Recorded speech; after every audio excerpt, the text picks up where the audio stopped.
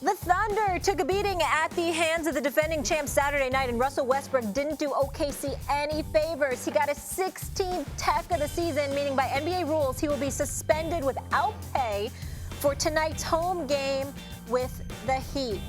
Look who's here.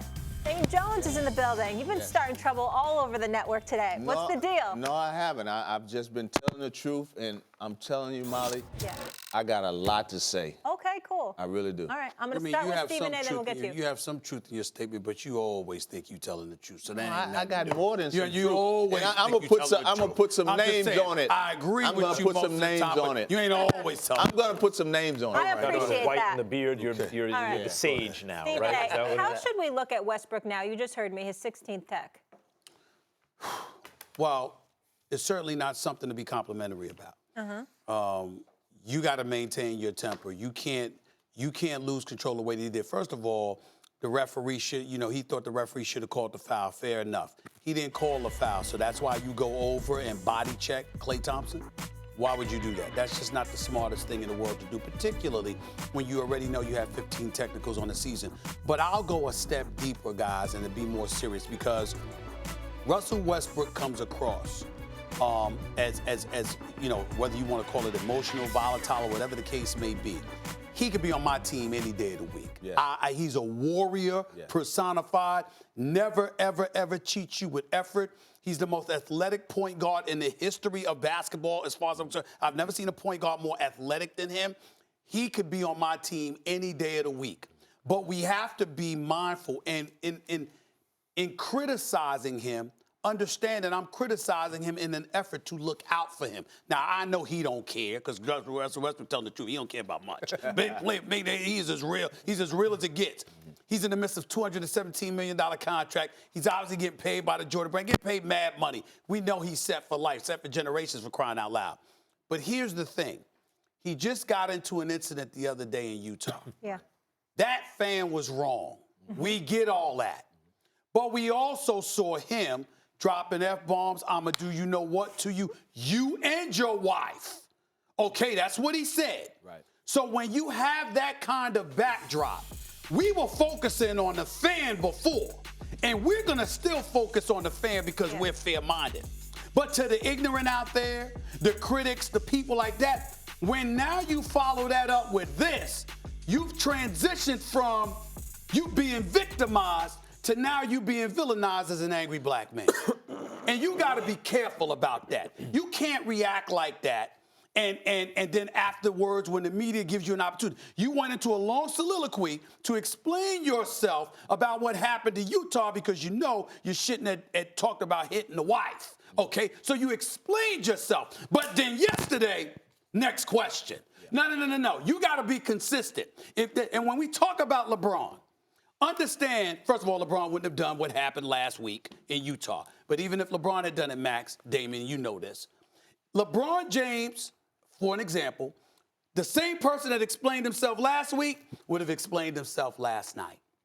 Russell Westbrook explained himself last week, but didn't choose to explain yourself yesterday. You have to be consistent in that regard. Otherwise, you're going to get excoriated at the wrong time, and that's not good. I couldn't care less about Russell Westbrook being seen as an angry black man.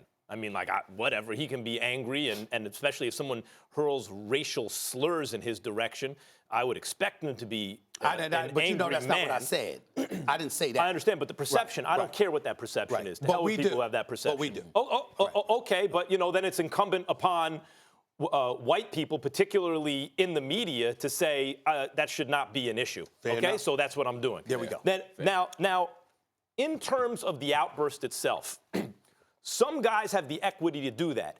If you work harder than everyone all the time and play with your heart on your sleeve and with the passion Westbrook plays every single play, every single night, every single year, you can have outbursts. Everyone who has a problem with that, shut up. You play that hard all the time. You don't have to play as well as Westbrook all the time. Play as hard as Westbrook all the time, and then you can criticize him. This is my criticism of Westbrook, though. It's not just, the outburst in a vacuum. I'm saying, insofar as it reflects a problem with him, then I got an issue, and here's what it is. Westbrook's never won a championship. He's a championship-level talent. He gives beyond championship-level effort, right? but he's never won a championship, and he's played on a lot of very talented championship caliber teams. Why hasn't he ever won a championship? If he ends his career without one, then my analysis will be he wanted it so much that he never knew when to take his foot off the pedal. Sometimes you gotta trust, like just on the margin, 10, 20% more, trust your teammates. Now, it's not that he doesn't trust his teammates, it's that he feels the responsibility to win at every moment. So when things aren't going right, when they're overmatched in certain areas, he just tries even harder instead of taking your foot off the pedal a little bit. And Coach, what I'm saying is, insofar as that kind of outburst is tied into that part of him, I think it's counterproductive at times in terms of his winning a championship. It's all I care about. He's a championship player. He's been on championship-level teams. I would hate to see him end his career without one. I'm going to say this. I call it passion, okay? And the passion that he plays with is unmatched by anybody in the game right now. In sports. In sports. And he goes hard for his guys. Hold on a second. They got to fix him. I need you to pull your mic up so they can hear you. Go ahead. Can y'all hear him now? Can y'all hear me now? Can y'all hear him now? Because y'all know I talk loud. All right. Yeah, you got it. Okay. You got Damon Jones now? I call it passion. Okay. And one thing that he's going to have to do going forward is he's going to have to learn how to harness that passion. Because if you're going to lose games because you're not available to play, that hurts your basketball team. You're absolutely right. And I think OKC and the Houston Rockets have an opportunity because of their makeups of their teams to beat the Warriors. But if Westbrook is not going to be available, they don't have a chance.